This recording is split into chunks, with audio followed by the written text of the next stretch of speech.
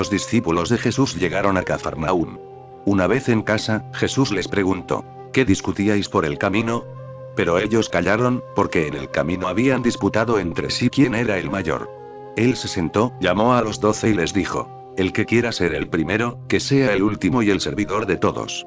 Tomó luego un niño y les dijo: el que reciba a uno de estos niños en mi nombre, a mí me recibe, y el que me recibe a mí, no es a mí a quien recibe, sino al que ha enviado. Los judíos le dijeron: ¿eres tú más que nuestro padre Abraham, el cual murió? Y los profetas también murieron. ¿Por quién te tienes? Respondió Jesús: vuestro padre, Abraham, saltó de gozo por ver mi día. Lo ha visto y se ha regocijado.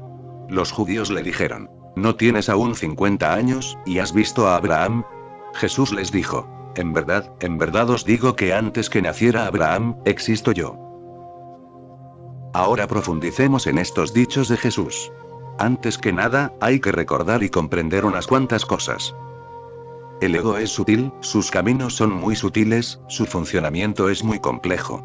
Es un enigma, pero que no se puede resolver, solo puede mirarse una y otra vez, pero no puede ser resuelto.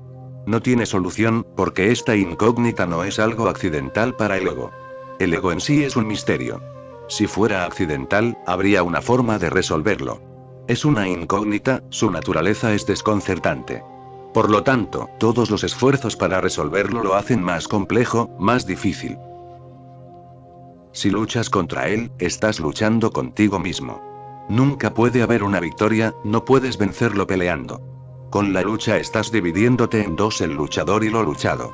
¿Y contra qué estás peleando? No será más que el ego dividiéndote en dos, jugando a pelear. En ocasiones cada una de las partes pretenderá haber vencido a la otra. Jamás vence nadie. La pelea se hace infinita y, mientras tanto, la energía se disipa, la vida se desperdicia. Recuerda, no puedes luchar contra el ego. ¿Puedes reprimirlo? La gente también lo ha hecho. Pero eso no ayuda. Si reprimes el ego, se instala aún más profundo en tu interior. En lugar de desprenderte de él, cada vez estarás más envenenado por él, porque ¿qué estarás haciendo al reprimirlo? Lo estarás forzando hacia el inconsciente, lo estarás soterrando. El inconsciente es mucho más poderoso que el consciente. El ego en el consciente no tiene mucho poder. Una vez entra en el inconsciente, se vuelve 9 veces más poderoso que antes. En lugar de desprenderte de él, cada vez estarás más bajo su control. Y una cosa más. Una vez que el ego es inconsciente, ya no sabrás nada sobre él. Se ha colocado a tus espaldas. Ya ni siquiera puedes observarlo. Ahora eres completamente una víctima. Ya no puedes protegerte de él. No puedes hacer nada para salvaguardarte de él. Está allí detrás moviendo tus cuerdas. Serás como una marioneta en manos del ego. Pensabas que lo habías reprimido, pero la lucha no ayuda, la represión no beneficia.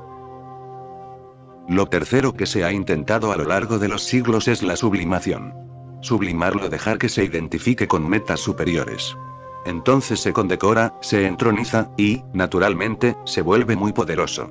Se identifica con la iglesia, con el país, con tu color, con tu ideología, socialismo, comunismo, fascismo, cristianismo, hinduismo. Se identifica con algún valor elevado, un valor utópico o incluso con Dios. Gobierna con supremacía, en el nombre de Dios.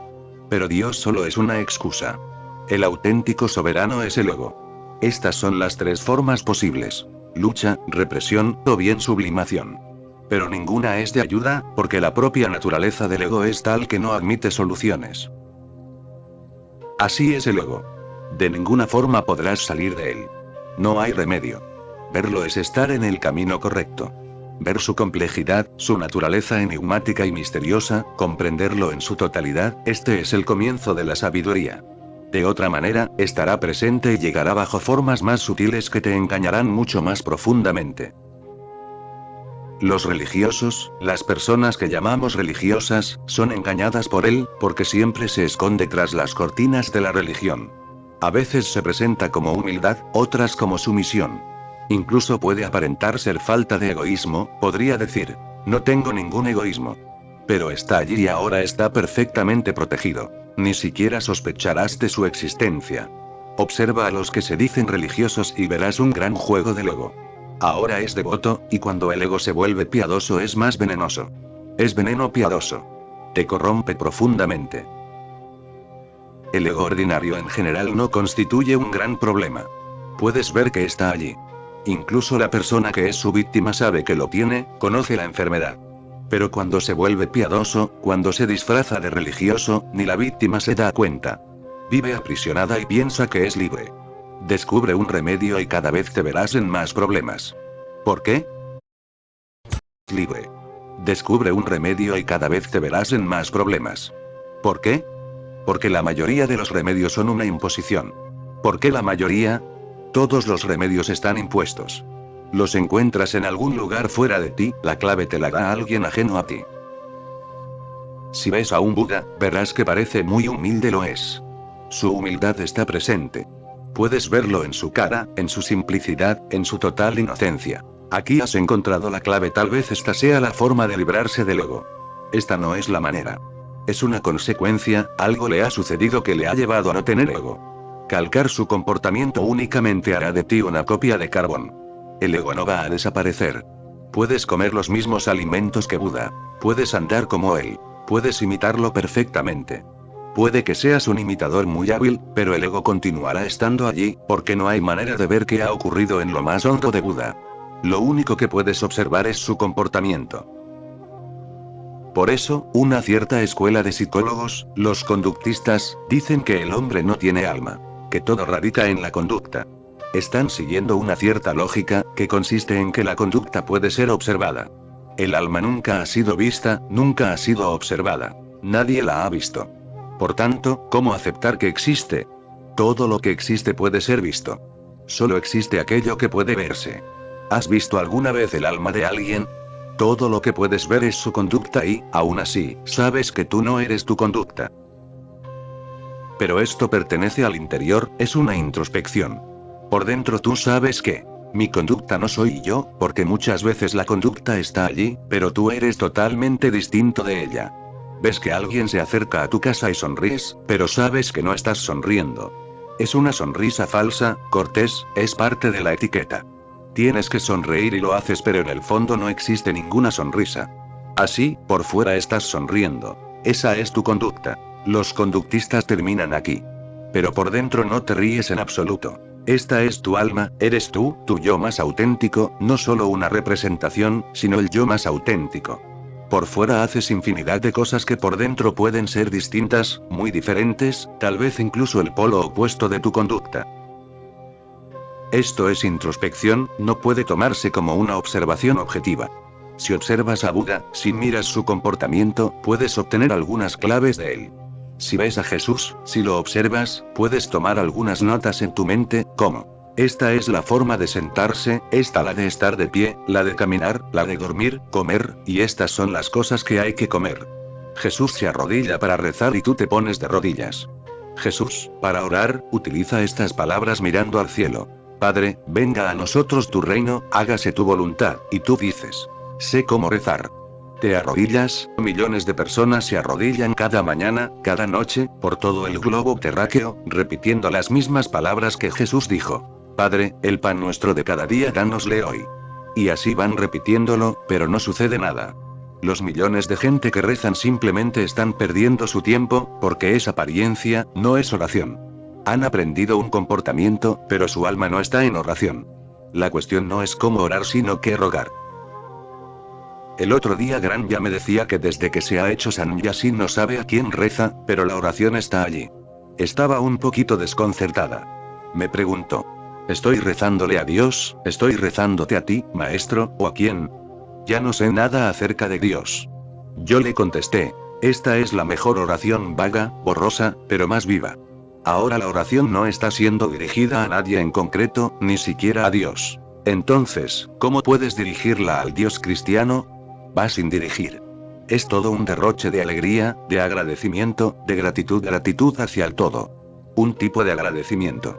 No importará mucho las palabras que utilices o ni siquiera si utilizas palabras.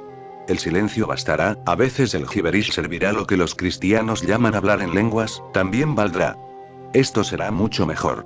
Disfrutar emitiendo sonidos como un niño pequeño gaga, esto será suficiente. Todo consiste en tener una actitud devota, en la cualidad interna de la oración, en tu rendición, en no seguir estando separado del todo. Este remedio no puede imponerse desde fuera, todo lo contrario, simplemente estarás haciendo posturas vacías, gestos vacíos perfectos para el exterior pero sin respirar desde el interior en absoluto, sin vitalidad, sin vida. La oración es un estado, no un ritual.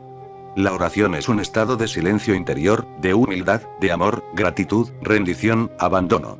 No tiene nada que ver con las formulaciones externas. Pero todos los remedios vienen del exterior. La gente sigue cambiando de remedio. Si uno falla, inmediatamente saltan a otro. Y si también falla, continúan así de un gurú a otro, de un remedio a otro, de un libro sagrado a otro, de un templo a otro, así sucesivamente. Sin ver el hecho auténtico. Que no es posible ningún remedio, que no existe ninguno, que buscar un remedio es buscar en vano. ¿Y por qué? Porque los remedios son impuestos desde el exterior, es una intrusión, una interferencia en tu ser natural, intrusión en tu yo natural. Son manipulaciones. Crea 3 yoes donde antes solo había uno. Anteriormente solo había un ego. Si utilizas algún remedio, habrá 3 egos. Has multiplicado el problema, lo has hecho más difícil. Ahora va a serte mucho más difícil deshacerte de él. Y si todavía consigues un remedio más, en lugar de 3 egos tendrás 9. Cada remedio te dará 3 egos en lugar de 1. La gente ha utilizado muchos remedios y se han convertido en muchos egos. Mahavira utilizó la palabra correcta. Lo llama Abauchitavan polipsíquico. Uno no tiene una mente sino muchas. Sobre esto investigan también los psiquiatras modernos, psicoanalistas y psicólogos. Uno es polipsíquico. No llevas solo un ego dentro de ti, llevas muchos. Ego sobre ego están haciendo cola, te rodean por todos los lados, son como una muchedumbre.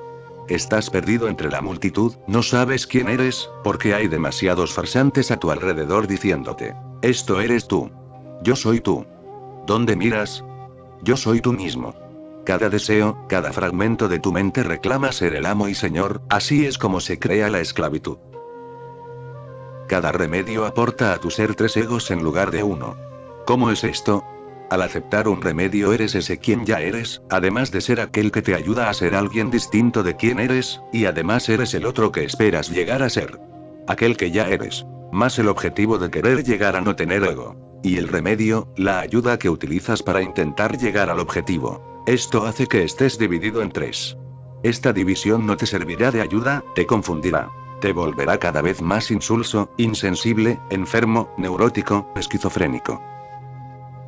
El remedio demuestra ser mucho más peligroso que la enfermedad en sí. Por tanto, lo primero a entender es que el ego es el problema básico que cualquiera que esté buscando su auténtico yo tiene que afrontar. No se puede contrarrestar con nada exterior. Ningún remedio va a ser de ayuda, ninguna medicina, ningún método. Entonces, ¿no hay manera de librarse de él? Existe una forma, pero no puede imponerse desde el exterior. El modo no se parece a un remedio, la vía es la claridad, la transparencia, mirar una y otra vez, observar cómo funciona el ego, ver sus juegos sutiles. Lo expulsas por la puerta delantera y él regresa por la puerta trasera. Lo echas de un sitio y se impone desde otro lado. Piensas que ya te has librado de él y de pronto descubres que está sentado allí dentro. Así pues, sin hacer ningún tipo de condena, hay que mirar al ego una y otra vez, sin pensar que quieres perderlo. Llegar a esta conclusión será un impedimento, porque significa que has tomado la decisión antes de haberlo observado. Por tanto, entra en el ego sin ninguna conclusión, sin ninguna idea de qué quieres hacer. Entra con la sola idea de querer comprender este misterio del ego, en qué consiste. Todas las religiones dicen que el ego es el obstáculo, todos los grandes maestros dicen que hay que librarse de él, todos los místicos dicen que nada entorpece el camino excepto el ego. Pero tú no sabes en qué consiste este ego. Así, lo primero es entrar en él con inocencia. Observa sus maneras. Son muy mecánicas. Lo primero con lo que te cruzarás es su mecanicismo. El ego no es un todo orgánico, es mecánico porque se compone del pasado muerto. El ego se asienta en el pasado. Y si en alguna ocasión el ego piensa en el futuro, eso también no es más que una proyección del pasado y desde el pasado quizá algo modificado, sofisticado, adornado, pero es la misma cosa. Deseas los mismos placeres que tuviste en el pasado. Desde luego esperas que sean algo mejores. Tu pasado se proyecta en el futuro, pero el pasado está muerto, no es más que memorias, eso es todo en lo que el ego consiste. Por lo tanto, si entras en el ego sin ninguna conclusión, la primera experiencia será esta. Podrás ver que es mecánico. Pero tú eres una unidad orgánica. Tú eres un fenómeno vivo y el ego está muerto, lo muerto está rigiendo a lo vivo. Por eso la gente tiene ese aspecto tan pesado, tan arrastrado. Sus vidas parecen no ser más que una larga historia de aburrimiento, de monotonía. Esta no es la cualidad de la vida, el aburrimiento no es calidad de vida, el aburrimiento existe porque la vida arrastra con toda la carga de la muerte, la vida está demasiado cargada de muertos. La sepultura se hace cada vez más grande, y la vida es invadida desde cada lado. La primera experiencia, que es una gran revelación, es ver que el ego es tu pasado. No es tu presente. El ego nunca está en el presente. Si entras en él, te quedarás sorprendido. Si en este preciso momento, entras dentro de ti mismo, no encontrarás ego alguno. Y si lo encuentras, solo serán fragmentos del pasado flotando en la consciencia presente. En la consciencia presente nunca aparece el ego, esa es tu realidad. Sin embargo, la consciencia del pasado, que en absoluto es consciencia sino memoria, está muerta, en eso consiste tu ego. Tu nación, tu familia, tu educación, tus experiencias, tus certificados, todo ello desaparece. Todo se va por el desagüe, deja de existir, pero sigue influyendo en tu mente. Puede destruir toda tu vida. Así, cada vez se hace más y más grande. El ego de un niño es menor que el de un anciano, esa es la diferencia entre ellos. El niño está más cerca de Dios, el anciano está muy lejos. Si quiere acercarse más a Dios, el anciano tendrá que volverse un niño otra vez. ¿Por qué dice una y otra vez Jesús? Salvo que seas como un niño, no entrarás en el reino de Dios. ¿Por qué? Está diciendo que a menos que vuelvas a estar tan vivo como un niño, sin pasado. Niño quiere decir alguien que no tiene pasado. Anciano significa alguien que lo único que posee es el pasado. Cuanto más envejeces, más grande se hace el pasado y el futuro empieza a desaparecer. El niño tiene futuro, el anciano pasado. El niño piensa en el futuro, el anciano únicamente recuerda su pasado, entra en la nostalgia del pasado. Siempre recuerda cómo eran las cosas en los viejos tiempos y constantemente fantasea con lo infinitamente bueno que era su pasado. Más o menos es imaginación, consuelo. Según vas haciéndote mayor, la carga del pasado es cada vez más pesada y, aún antes de acontecer la muerte, ya has muerto. Aquellos que tienen conocimiento dicen que la gente muere alrededor de los 30, y que son enterrados cerca de los 70. Durante 40 años están viviendo una vida que está muerta. Los hippies tienen razón cuando dicen no confíes en quien tenga más de 30 años. Hay una cierta verdad en ello, porque la persona mayor de 30 cada vez está menos viva. Invierte más en el pasado muerto. Deja de ser un rebelde, deja de ser libre, ya no responde al presente. Ha perdido la espontaneidad. Todo está decidido. Se ha vuelto muy conocedor, continuamente reitera sus conocimientos y sigue comportándose como en los viejos tiempos, que quedan por completo fuera de contexto, que ya no son relevantes. Pero él sigue adelante y nada funciona en su vida, porque nada puede funcionar. En cada momento la vida es nueva y tienes que responder desde tu novedad interior, tienes que estar abierto a lo nuevo como tal. Tienes que reaccionar, no desde tus conocimientos, sino desde tu consciencia presente. Solo entonces funciona la vida, de lo contrario no funciona. Si tu vida no marcha, recuerda. El ego es lo que está obstaculizando, lo mecánico está inmiscuyéndose en lo orgánico. Librarse de lo mecánico es estar con Dios, porque significa estar con la unidad orgánica de la existencia. ¿Qué debes hacer? Tienes que observar, tienes que aprender las formas del ego. Según vas caminando por la calle, observa cómo se introduce el ego. Si alguien te insulta, observa, no pierdas esta oportunidad, cómo el ego levanta la cabeza, cómo se crece de repente. Si alguien te elogia, mira cómo te inflas como un globo y te vas volviendo cada vez más y más grande. Simplemente observa qué pasa con tu ego, en distintas situaciones, en diferentes momentos. No hay prisa en sacar una conclusión. Es un asunto complicado, es uno de los mayores problemas, de hecho es el más grande, porque si se resuelve, inmediatamente Dios está a disposición. En ese mismo momento tú estás en Dios y Dios está en ti. Es un problema serio, no puedes tener prisa. Tienes que ir muy despacio, con mucho cuidado, para no perderte nada. Durante unos cuantos meses observa tu ego, quedarás sorprendido. Te sorprenderá ver que el ego solamente puede controlarte si no eres consciente de él. En el momento en que te das cuenta de un determinado funcionamiento del ego, esa función desaparece. Simplemente observándolo con totalidad, su funcionamiento desaparece. Allí donde pongas tu luz de consciencia, el ego desaparece. Tienes la auténtica clave. Ahora puedes aportar más luz al funcionamiento de tu ego y llegará un día que verás que ha desaparecido por completo. No lo has reprimido, por tanto, no puede volver a resurgir. No has luchado en absoluto contra él, no le has dado ninguna energía. Luchando le das energía. No lo has sublimado. No lo has convertido en un ego divino. No has hecho nada con él, simplemente lo has observado. Observar no es hacer. Y el milagro consiste en que por no hacer, el ego desaparece. De hecho, decir que desaparece no es correcto. Tengo que utilizar el lenguaje, y por eso muchas veces tengo que emplear expresiones incorrectas porque son las de uso frecuente y no existe otro lenguaje. Cuando digo desaparece, quiero decir que no se encuentra. Nunca estuvo allí, fue un invento. No era más que nuestra ignorancia, nuestra falta de conciencia lo que permitió su existencia. Ahora adentrémonos en los sutras de Jesús. Llegaron a Cafarnaún. Una vez en casa, les preguntó: ¿qué discutíais por el camino? Esta es una historia horrible, una fea historia sobre los discípulos de Jesús, o tal vez la historia de todo tipo de discípulos que han existido en el mundo. Los discípulos de Jesús siempre estaban discutiendo quién era el mayor de ellos, quién era el superior, quién estaba más cerca de Jesús.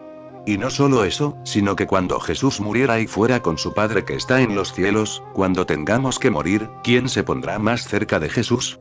Desde luego, Él estará a la derecha de Dios, será la mano derecha de Dios. ¿Quién estará a la derecha de Jesús? ¿Quién de entre nosotros? Los 12 discutían continuamente. Este es un juego sutil del ego. Incluso estando cerca de un hombre como Jesús, sigues pensando en tu ego. ¿Cómo vas a encontrarte con Jesús? Es imposible. Tu ego actuará como una cortina de hierro. Estos discípulos no están disfrutando de la presencia de Jesús. Su única preocupación es saber quién es superior entre ellos. La misma vieja ambición de la mente, los mismos viejos juegos del ego, la misma vieja política. Parece ser que nada ha cambiado. Son la misma gente. Si fueran políticos, estarían pensando: ¿quién va a ser el presidente del país? Es el mismo viejo juego. Ahora están pensando: ¿quién va a ser el primero? ¿Quién está más cerca de Jesús? ¿Quién es su discípulo jefe? La misma ambición, la misma competición implacable, la misma pelea, la misma violencia desde luego, en nombre de la religión, en nombre de ser discípulos, en nombre de la espiritualidad. Nada ha cambiado, el ego ha entrado por la puerta trasera. Pero Jesús se lo ha dicho muchas veces, y ellos no quieren escuchar. A pesar de ser la última noche de Jesús, cuando va a marcharse para siempre, la última vez que lo van a ver. Al día siguiente por la mañana estará crucificado. La última cena, y todavía así, ellos discuten. Van a perder a Jesús para siempre. Puede que no vuelvan a encontrar a un hombre semejante en millones de vidas, pero eso no les preocupa. No les importa la muerte de Jesús. Les preocupa su posición en el cielo. Jesús nos abandona, ¿qué será de nosotros? ¿En qué posición quedaremos? Lo último que le preguntan a Jesús es esto. Por eso digo que es una fea historia. Pero el ego es feo, es un monstruo. Y si estás bajo su impacto, te vuelves feo, te conviertes en un monstruo. Me han contado. Un día un hombre entró precipitadamente en el cuartel de la policía espacial, se arrojó contra el mostrador y jadeando dijo: «Oficial, acabamos de ser atacados por una criatura extraterrestre». Oficial: «Bien, señor. ¿Puede describir lo que ha sucedido?» Hombre: «Bueno, fue así, señor. Estaba paseando con mi suegra cuando la criatura, de pronto apareció delante de nosotros y agarró a mi suegra». El oficial dijo: «¿Podría darme una descripción, señor?» Hombre: «Bien, era verde, ojos resplandecientes, 2 colmillos amarillos grandes, el pelo como un cable anudado, y un cuerpo desgarbado, gordo, feo, apático». Oficial: «Qué horrible».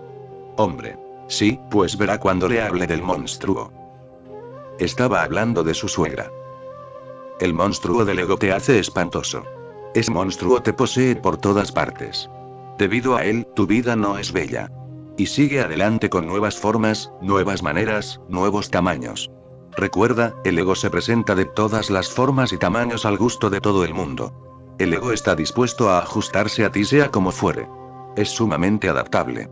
Si te vuelves religioso, él, acoplándose a ti, también lo es.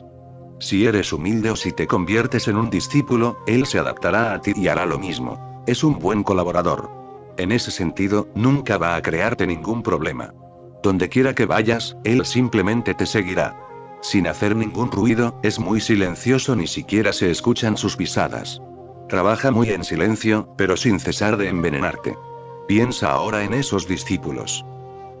Llegaron a Cafarnaún. Una vez en casa, les preguntó. Jesús por el camino debió de pensar: no está bien preguntarles a mis discípulos delante de otras personas. Está feo. Mis discípulos. Y están pensando quién es el mayor, quién es el superior, quién es el auténtico y el discípulo jefe, quién está más cerca de Jesús. Y recuerda, la persona que quiere estar cerca de Jesús, si le dejan, querrá llegar a ser todavía más importante que él. Eso es lo que pasó en realidad. Judas era el discípulo con más conocimientos, el único discípulo sofisticado y educado. Todos los demás eran hombres muy comunes y corrientes. Solo Judas tenía alguna valía. Naturalmente, muchas veces trató de corregir a Jesús. Muchas veces discutió con él, muchas veces le aconsejó: haz esto o aquello. Pero en el fondo era su competidor. Esto ha ocurrido siempre. Buda inició a uno de sus hermanos. Su nombre era Devadatta, él es el Judas de la historia de Buda. Era muy educado tanto como lo era Buda. Venían de la misma familia, sangre real, gran herencia, familia noble. Era tan educado como Buda e igual de culto, sofisticado y filósofo, tal vez incluso más que Buda. Era muy difícil para él aceptar que era el segundo de Buda. Creó una escisión, hizo su propio grupo, él mismo inició a gente. Fue un traidor.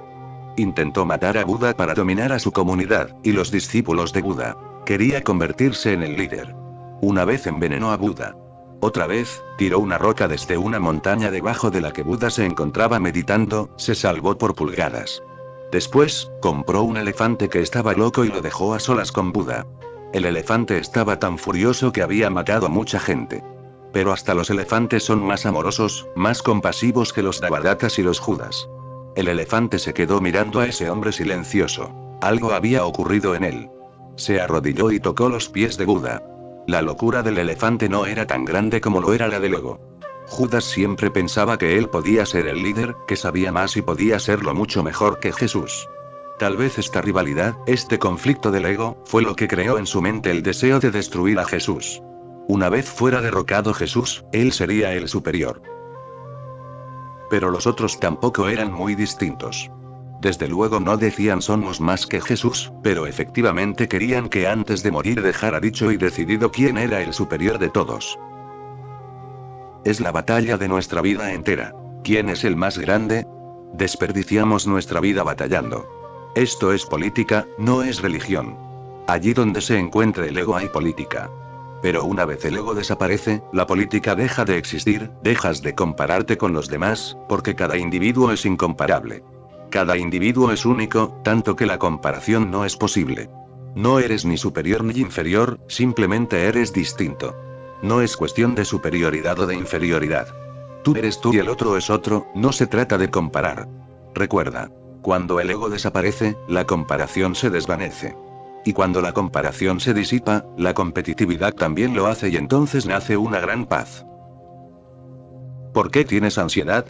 ¿Qué es lo que te crea angustia, competitividad, comparación, conflicto? El esfuerzo de ser el más grande, de ser el primero. Todo el mundo está tratando de ser el primero, de ahí viene la cualidad guerrera que rodea a la sociedad. Todo el mundo es tu enemigo. Incluso aquellos que son tus amigos, porque ellos igual que tú también están luchando por estar en primer lugar. ¿Cómo puedes ser amigo? Con el ego no hay posibilidad de amistad. La amistad no es más que una máscara. La naturaleza auténtica de la vida es la de la jungla. El pez grande se come al pequeño. Incluso si pretendes ser amigo, solo es teatro, estrategia, diplomacia. Nadie aquí puede ser un amigo salvo que el ego haya desaparecido. Una vez que el ego se desvanece, la vida entera tiene la cualidad de la amistad, del amor. Entonces eres amistoso, simplemente eso, y con todo el mundo porque no existe ningún problema. No tratas de ser el primero, ya no eres un competidor, esta es la auténtica entrega. Puedes pasar de la escuela, del colegio, de la universidad. Pero eso no te va a ayudar. En tu comunidad hippie tratarás de ser el primero, ser el más hippie entre los hippies. Pero seguirá siendo igual, no hay ninguna diferencia. Has creado otra sociedad, pero sigues con los mismos juegos, la misma comparación, la misma competición. Solo tienes que ver a los discípulos de Jesús, eran muy afortunados de poder vivir tan cerca de él, pero seguían con la misma vieja mentalidad. Por eso digo que el ego es muy sutil. Llegaron a Cafarnaúm. Una vez en casa, les preguntó. No hubiera estado bien mencionar el asunto que iban discutiendo por el camino. Debieron de discutir durante todo el tiempo. Ese era su problema básico, no estaban interesados en el reino de Dios, no les interesaba la meditación, no les importaba la oración, no les seducía ni Cristo ni la consciencia de Cristo. Su único interés era ¿quién soy yo? ¿Dónde estoy? ¿Soy el primero o no? Jesús preguntó. ¿Qué discutíais por el camino? Debió de hacer esta pregunta muchas veces. Esta es una historia condensada, representativa de muchas otras historias. Debía de ser algo cotidiano, así ocurrió también con Buda y con Mahavira. El discípulo jefe de Mahavira lo traicionó. Primero trató de ser el jefe, su nombre era Gosala. Una vez que empezó a sentirse jefe, el problema consistía en cómo derribar a Mahavira. Así es como funciona el ego. A continuación la emprendió contra Mahavira. El ego es peligroso. Es inconcebible ir contra un hombre como Mahavira. Si ni siquiera puedes estar con hombres como Mahavira, Buda o Jesús, no podrás estar en ninguna parte. Tampoco podrás sentir el amor. ¿Qué discutíais por el camino? Jesús preguntó, pero ellos callaron, se quedaron en silencio. No es que fueran silenciosos, ¿cómo puede estar en silencio una mente egoísta? Estaban llenos de confusión. No tenían paz alguna en sus mentes estaban destrozadas, sin paz. No se mantenían juntos en absoluto, pero ¿por qué guardaban silencio? Ya había ocurrido muchas veces antes y cada vez que les pillaba, Jesús decía algo hiriente. Pero una y otra vez caían en la trampa. El ego vuelve de formas sutiles. Es tan sutil que ni siquiera te das cuenta que ha vuelto. Tienes que tener mucho cuidado, solo entonces podrás saberlo, porque viene como un susurro, no grita. Levanta la cabeza tan silenciosamente que nada se mueve. Una vez que toma posesión de ti, después es muy difícil.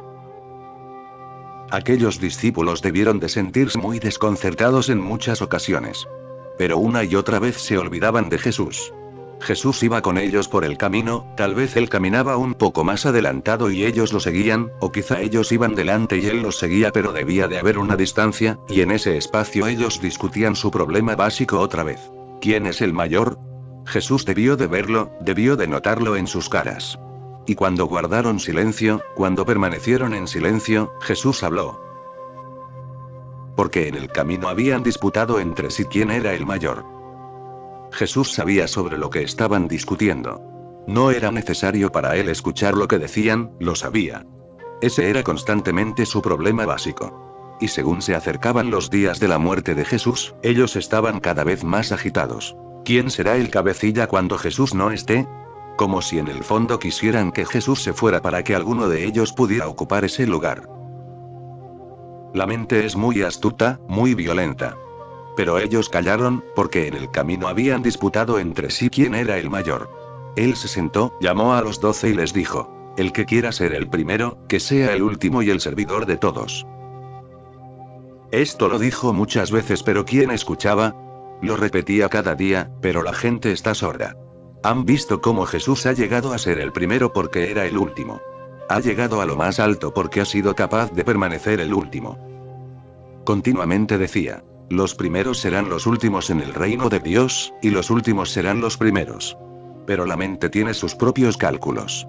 A veces dice: está bien, si los primeros serán los últimos en el reino de Dios, y los últimos serán los primeros, entonces yo voy a tratar de ser el último para ser el primero. Pero este es el mismo juego, no has cogido el punto. Con la lógica lo has entendido, pero espiritualmente no lo has captado. Una persona hasta puede intentar ser el último, puede hacer todo tipo de esfuerzos, puede torturarse a sí mismo para ser el último con objeto de llegar a ser el primero. Pero deja de ser el último porque es el mismo deseo y la misma ambición.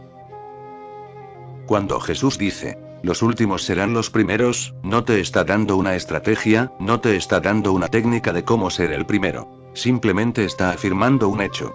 Esto tiene que ser entendido. A veces viene a mí gente que quiere meditar, realmente lo quieren, pero tienen motivos. Dicen, si meditamos, veremos a Dios. Yo les contesto que si tienen una motivación como esa, la meditación no les va a suceder, porque una mente motivada nunca puede ser meditativa. La motivación es deseo, el deseo es una alteración. ¿Cómo puedes meditar con una preocupación? La meditación solo es posible cuando no existen motivos, cuando no tienes ningún deseo. Cuando no existe el deseo, existe la meditación. La meditación es un estado de no desear. Ellos lo entendieron con lógica y dijeron, está bien, abandonaremos los motivos.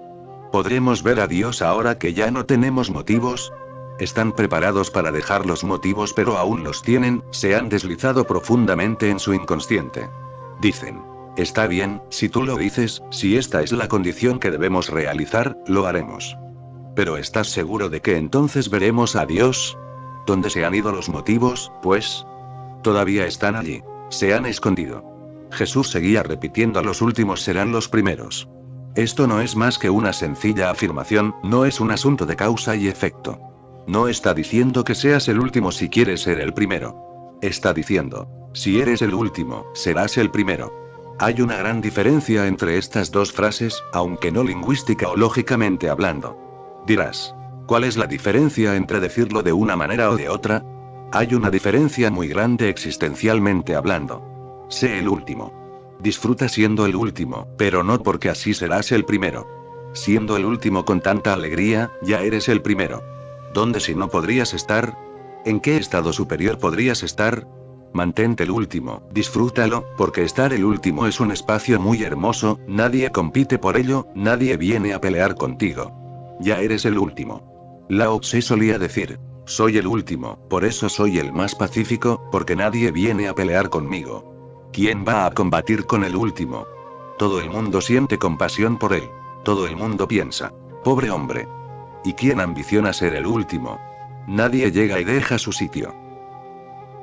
Si eres el último, te dejan a solas, nadie viene a molestarte, simplemente puedes ser tú mismo. Cuando estás preparado para ser el último, puedes estar en el presente, nunca de otra manera. Si quieres ser el primero, tendrás que mantenerte en el futuro, porque tendrás que pensar, ¿cómo ser el primero?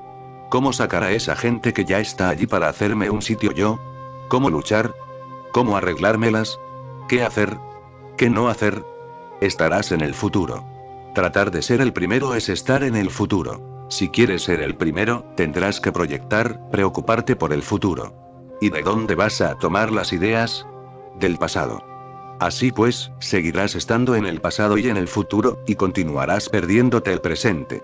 El presente es lo único que existe. Ahora es el único tiempo real.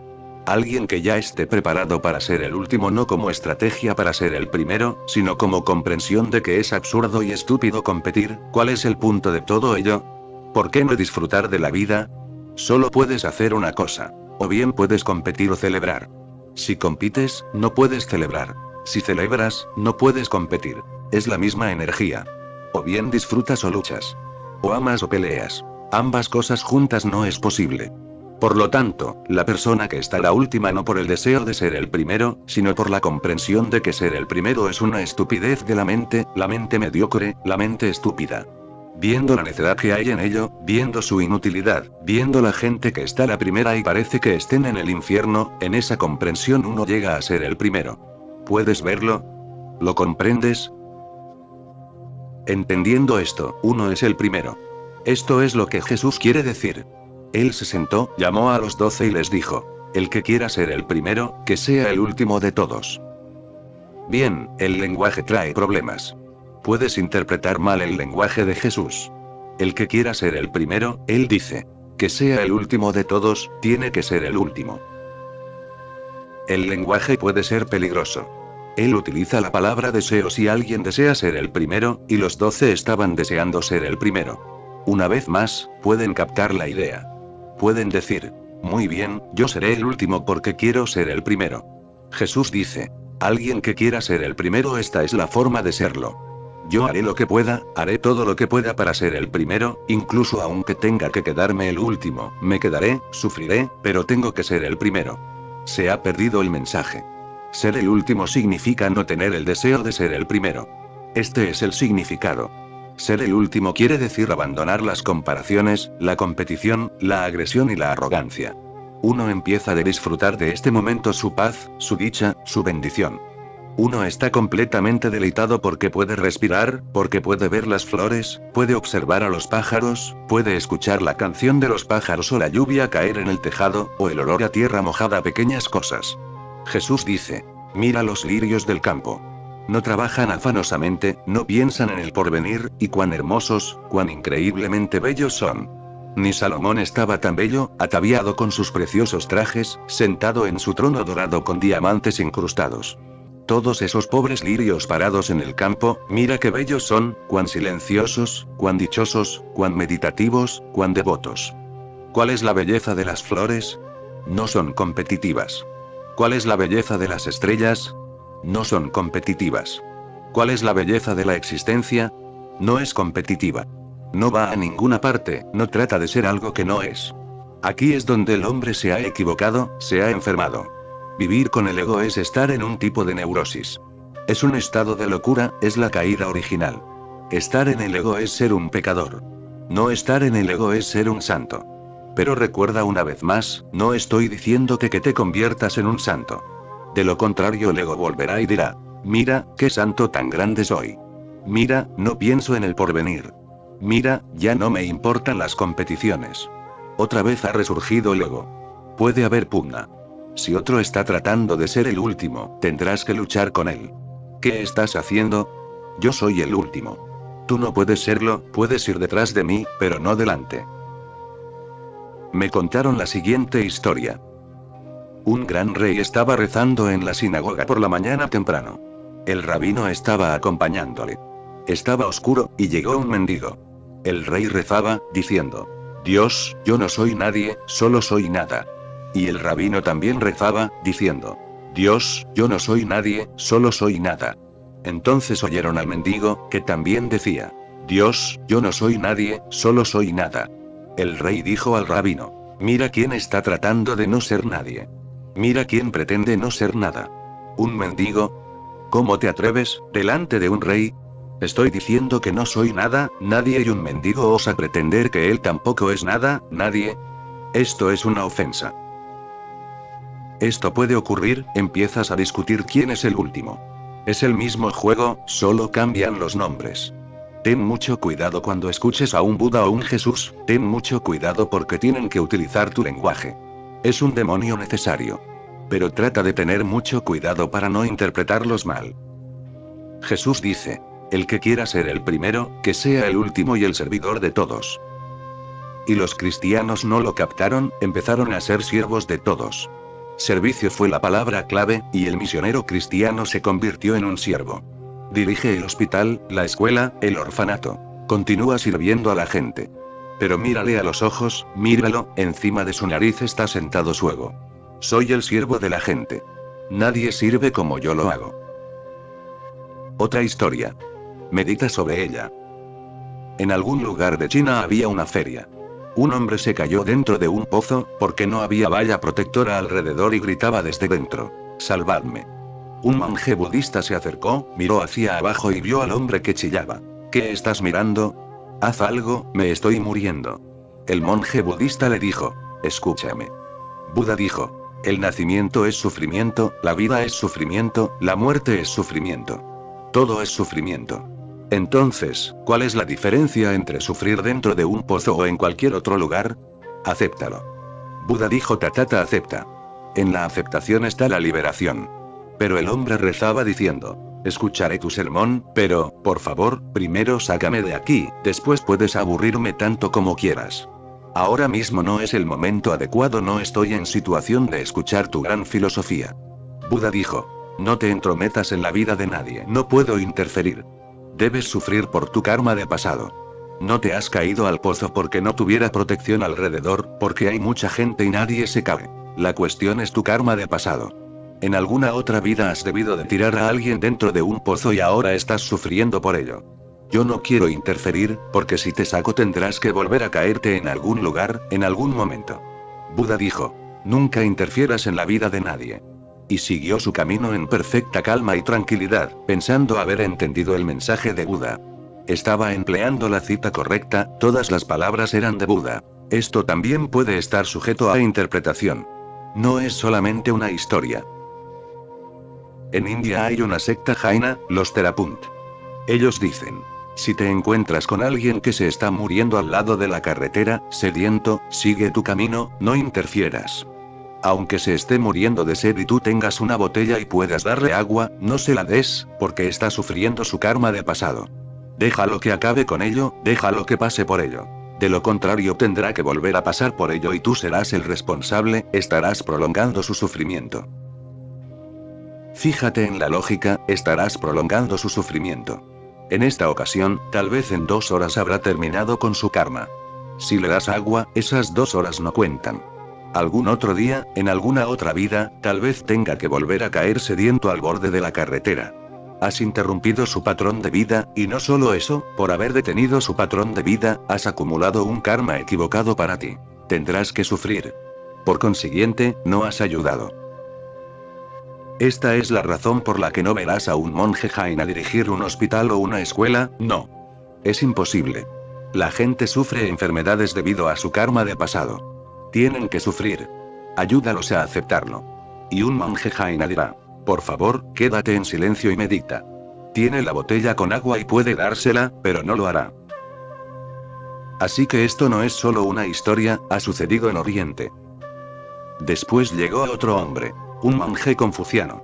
Miró dentro del pozo y vio al hombre gritando, temblando de frío: sácame. Sácame, señor, de lo contrario no voy a sobrevivir, ni unos pocos minutos más y moriré. Y el confuciano le dijo: no te preocupes. Vamos a crear una revolución en el mundo. No vamos a dejar una piedra en su sitio. Vamos a obligar al gobierno a poner vallas protectoras alrededor de todos los pozos. El hombre contestó: ¿qué objeto tiene eso? Te va a llevar años y yo moriré. El confuciano replicó: ese no es el asunto. Es la sociedad. Los individuos vienen y van, la sociedad permanece.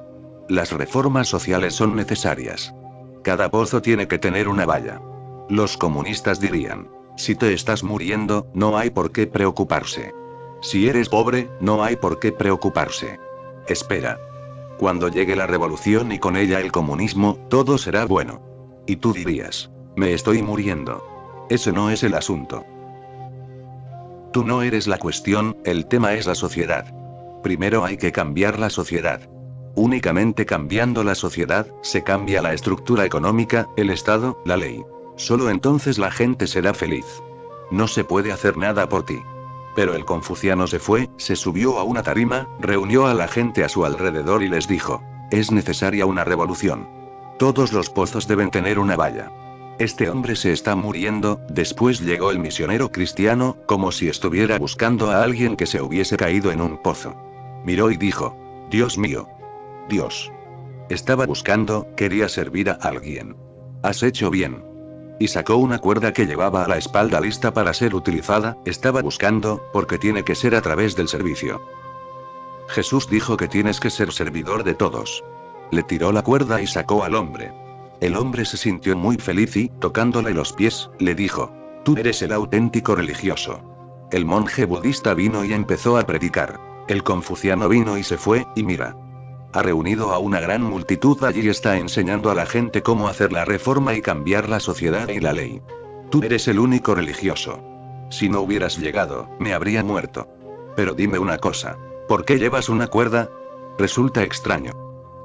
El misionero cristiano también estaba muy feliz porque había hecho un buen trabajo. Le contestó: siempre llevo una cuerda. Llevo muchas cosas para estar siempre preparado. Soy un servidor. El hombre dijo: ¿cómo podría agradecértelo? Me gustaría hacer algo por ti, me has salvado. El cristiano indicó: haz solamente una cosa, enseña a tus hijos a caerse también dentro de los pozos, porque esa es la única manera de acercarse a Dios. Si la gente deja de caerse en los pozos, si este confuciano estúpido tiene éxito, dejará de existir la posibilidad de servir. Si el monje budista triunfa enseñando a la gente a aceptar todo, no habrá necesidad de servirles. No van a aceptar el servicio. Así que haz una cosa. Sigue cayéndote a los pozos y enséñales también a tus hijos. Te quedarás sorprendido. Pensarás que esto parece un poco exagerado. No lo es. En India hay un Mahatma hindú Karaktraji Maharaj. Ha escrito un libro en contra del comunismo. La cuestión básica y más fundamental que plantea es: si no hay pobres, la religión desaparecerá. Los pobres son necesarios porque, sin ellos, tú no puedes hacer donaciones y abrir hospitales, dharmasalas y cosas por el estilo. Si todos los pobres desaparecen, si el comunismo se impone, ¿qué le sucederá a la religión? El hinduismo dice que donar es la mayor religión, compartir los bienes es lo más grande. Pero si todo el mundo es rico, a nadie le gustaría compartir su riqueza. Y no tendrás nada para repartir si todo el mundo es igual. Si la sociedad es comunista, la religión desaparecerá. Y ese hombre se cree religioso. No es una exageración. Así es como la gente ha entendido las cosas. Cita a los Vedas, el Gita y los Upanishads, donde servir a los pobres es alabado porque ese es el único camino. Si sirves al pobre, sirves a Dios. Pero si no hay ningún pobre, ¿cómo vas a servirle a él y a Dios? El puente se habrá roto. Así pues, la conclusión lógica es: protege la pobreza, mantén a la gente hambrienta. Son necesarios, de lo contrario, ¿qué van a hacer los Mahatmas? No van a tener nada que hacer. A lo largo de los siglos, las palabras de Buda, Jesús, Mahavira han sido mal interpretadas, porque estaban obligados a utilizar tu lenguaje y no es lo adecuado, pero no tenían otro lenguaje. Incluso si hubieran tenido otro lenguaje, no habrían podido utilizarlo contigo porque no lo habrías entendido. Jesús dice: el que quiera ser el primero, que sea el último y el servidor de todos. Únicamente está afirmando un hecho: que quien haya entendido la fealdad del ego, su violencia, su envenenamiento de ambición por la propia comprensión no competirá, será feliz como quiera que sea. En esa felicidad verá que Dios está en todas partes. Y en esa misma experiencia de que Dios está en todas partes se convertirá en un servidor. No es que tenga que practicarlo, no es que tenga que buscar dónde ir y cómo servir. Donde quiera que esté, todo es Dios, y la parte es el servidor del todo. No hay un esfuerzo deliberado para servir. El servicio viene cuando estás en silencio. El servicio fluye desde tu ser cuando eres feliz, cuando estás tan lleno de energía que donde surja la necesidad, tú sirves. Cuando un perro se muere, tú le sirves. Cuando un árbol se está muriendo porque nadie lo ha regado, y tú le pones agua. Pero tú no vas pretendiendo y presumiendo que has servido. No le vas gritando a todo el mundo: mira qué gran servidor soy. He hecho que este árbol vuelva a verdecer. Ese no es el punto. Ayudando al árbol a ponerse verde, has hecho que tu vida sea verde. Esto ya es la recompensa, no existe otra. Ayudando al perro que se muere te has ayudado a ti mismo porque todo es uno. Cuando golpeas a alguien, te estás golpeando a ti mismo. Cuando matas a alguien te estás matando a ti mismo porque todos somos uno. Y cuando sirves, te sirves a ti mismo, así que no hay necesidad de alardear de ello. No te vuelves un gran misionero, un gran servidor de la gente y cosas como estas. No te vuelves nadie, llega de una forma natural. Cuando una persona es feliz, su compasión es natural, por felicidad es compasivo. Tomó luego un niño y les dijo: el que reciba a uno de estos niños en mi nombre, a mí me recibe, y el que me recibe a mí, no es a mí a quien recibe, sino al que me ha enviado. Jesús se hizo cargo del niño. El niño es símbolo de desamparo y de inocencia. Y él dijo: el que reciba a uno de estos niños en mi nombre. Cuando encuentres a alguien desamparado, ayúdale. Y cuando encuentres algo inocente, abrázalo, ámalo. El que reciba a uno de estos niños en mi nombre, a mí me recibe. Jesús dice: me ha recibido a mí, me ha abierto su corazón. Con amor te acercas a Cristo. Jesús está diciendo: no a través de la competición, no por ser el primero, sino recibiendo, ayudando a la inocencia, recibiendo las energías de vida que te rodean y volcándote allí donde surja la necesidad, así te acercas a mí. Y el que me recibe a mí, no es a mí a quien recibe, sino al que me ha enviado. Y Jesús dijo: no conoces a Dios, me conoces a mí. No conoces a este niño, ni que su inocencia es mi inocencia. En su inocencia está escondida la mía. Y si te adentras en mi inocencia, allí encontrarás escondida la inocencia de Dios. Fíjate en una flor, penetra en el fondo de su corazón y tocarás a Cristo. Y cuando hayas tocado a Cristo, ve aún un poco más adentro y tocarás a Dios. Puedes tocar a Dios en cada hoja, en cada gota de agua y en cada guijarro, en cada piedra. Dios está en todas partes. Con solo adentrarte un poco, no es una cuestión de ser el primero, se trata de ser el último, el asunto es no tener ego. Solo entonces puedes respetar a un niño. De lo contrario respetarás a un rey, no a un niño. Respetarás a un hombre rico, no a un niño desamparado. ¿Alguna vez has respetado a un niño? Si no lo has hecho, tampoco sabes cómo respetar a Cristo. Y dirás, ¿para qué? Respetamos a la gente cuando tienen alguna facultad. Si es un gran pintor, lo respetas. Si es Picasso, lo respetas. Porque es mundialmente famoso. Porque tiene un ego muy famoso. Porque él es alguien y a ti te gustaría estar relacionado con Picasso. Este hombre es un gran músico, este otro un gran poeta, este un gran filósofo. Este es un gran hombre de Dios, un Cristo, un Buda. Te gustaría respetarlos porque quisieras acercarte a ellos. Si te acercas a ellos, tu ego se sentirá satisfecho de estar tan cerca de Cristo, de estar justo a su lado. Este no es el auténtico respeto. El respeto real no es hacia la fama, hacia el nombre.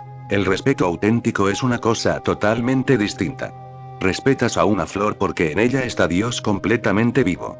Respetas a un pájaro porque Dios está en sus alas. Respetas a un niño porque en sus ojos hay inocencia, sus ojos son exactamente iguales a los de Cristo. Respetas a los animales, los árboles, las piedras, porque Dios está escondido en todas partes. Su marca está por todas partes. Los judíos le dijeron, ¿eres tú más que nuestro padre Abraham, el cual murió? Y los profetas también murieron. ¿Por quién te tienes? Escuchando palabras tales como, si has amado y respetado a un niño, me has amado y respetado a mí. Y si me has amado y respetado a mí, has amado a Dios, los judíos que había allí debieron sentirse ofendidos. ¿Qué está clamando este hombre? ¿Está diciendo que es Dios? ¿Quién es este hombre, el hijo de José el carpintero y de María? Y ni siquiera estamos seguros de que sea su hijo legal, legítimo o ilegítimo porque la gente dice que nació de la Virgen María. Tal vez sea ilegítimo. Este hijo ilegítimo de una mujer y de un carpintero corriente está diciendo, si os acercáis a mí, os acercaréis a Dios. Debió de parecerles un farsante, un embaucador. Los judíos debieron de sentirse ofendidos. ¿Eres tú más que nuestro padre Abraham? Porque ni siquiera Abraham había dicho semejante cosa. Incluso él dijo, solo soy un siervo de Dios. Pero Jesús dice, yo soy el Hijo de Dios, no su siervo. Lo que realmente está diciendo Jesús es, yo soy Dios. Yo estoy en Dios y Dios está en mí. Si me has visto a mí, has visto a mi Padre que está en los cielos. ¿Eres tú más que nuestro padre Abraham, el cual murió? Y los profetas también murieron, ¿eres tú mayor que nuestros profetas? ¿Por quién te tienes? ¿Quién te crees que eres? Imaginaos si yo os dijera que Jesús se regocijó de ver mi día, que lo vio y se alegró. Si en estos momentos se encuentra aquí algún cristiano, se sentirá ofendido. Pues bien, ¿quién me creo que soy? Y naturalmente surgirá la pregunta por qué los días de Jesús han pasado 2000 años. ¿Cómo pudo ver mi día y regocijarse? Hay en esto algo muy simbólico. Cuando alguien se ilumina, todos los iluminados, toda aquella energía que antes se iluminó, se regocija. Porque una persona más ha vuelto a casa, una persona más ha florecido, una persona más ha entrado en Dios. En India hay historias muy bellas. Cuando Buda se iluminó, todos los dioses le llovieron flores desde el cielo, todos los iluminados cantaron canciones envolviéndolo. Ese fue un día de gran regocijo. El bosque entero floreció. Los árboles florecieron fuera de temporada, los árboles muertos brotaron otra vez. Había música y canciones, los dioses cantaron y bailaron, porque uno más se había iluminado.